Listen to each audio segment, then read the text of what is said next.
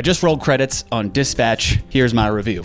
First, little background. Dispatch is made by former Telltale Games studio devs. Famously, Telltale Games makes interactive stories. Think of them as like interactive TV shows. It's basically cutscenes, you get a dialogue choice, and the dialogue choices actually affect what happens in the story. You'll get some gameplay, but it's basically just a quick time event. The studio that made this is Ad Hoc. Telltale Games shut down, and a few passionate members of that team kind of broke off and started their own studio. Full disclosure, I don't really like these types of games, but I really like this game. Now, there is gameplay in this particular one where you are dispatching heroes at a computer. It's very light. There's a hacking mechanic too that I didn't really care for, but it's mostly just an interactive TV show about superheroes. Think like...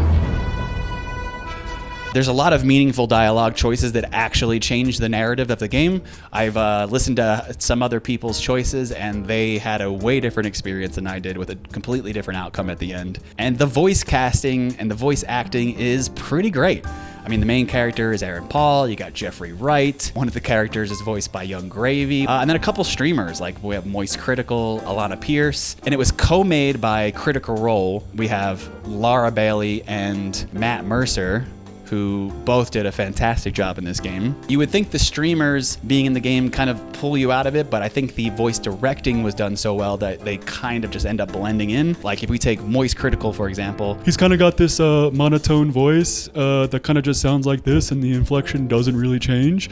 Which kind of works for his character. His character speaks the same way, and they play to his strengths or lack thereof. The music.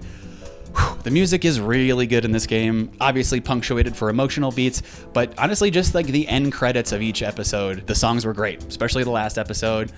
Good stuff. Even though there are meaningful choices in the narrative, I do feel like some of those choices, they kind of want you to pick, and I ended up going against that, and I felt like the story was a little weaker because of that. The gameplay of dispatching, in my opinion, was a little weak, and the hacking is pretty annoying at the end of the day, but I think the game is good enough in its own right to kind of carry the rest of the product over the finish line. And I ended up liking the dispatching at the end of the day, all things considered. I feel like this could be on Netflix. Like if you remember, Black Mirror did an episode called Bandersnatch where you did actually make dialogue choices with your remote. I don't know how well that did, but I can see that same format working for Dispatch if they wanted to expand their audience a little bit more.